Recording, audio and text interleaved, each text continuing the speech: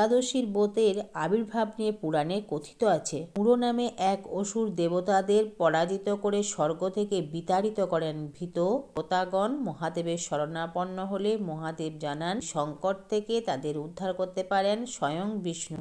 দেবতাগণ বিষ্ণুর শরণাপন্ন হন। বিষ্ণুর সাথে 1 বছর যুদ্ধ করার পর পরাজিত করতে পারেন না। ক্লান্ত বিষ্ণু এক গুহায় বিশ্রাম করেন। বিষ্ণুর সন্ধানে মুড়ো গুহায় প্রবেশ করলে বিষ্ণুর দেহ থেকে এক জ্যোতির্ময়ী দেবীর সৃষ্টি হয়। দেবী মুড়োর মস্তক ছেদন করে মুড়োকে পরাজিত করেন। দেবীর কর্মে বিষ্ণু সন্তুষ্ট হয়ে দেবীর পরিচয় জানতে চাইলে দেবী জানান বিষ্ণুর দেহ থেকেই তার সৃষ্টি। বিষ্ণু খুশি হয়ে দেবীর নাম দেন উৎপন্না একাদশী এবং আশীর্বাদ করেন যে এই একাদশী ব্রত পালন করবে সেই ভক্ত পূর্বজন্মেরও পাপ খণ্ডন করতে পারবেন। নমস্কার। ভিডিও ভালো লাগলে লাইক ও সাবস্ক্রাইব করুন।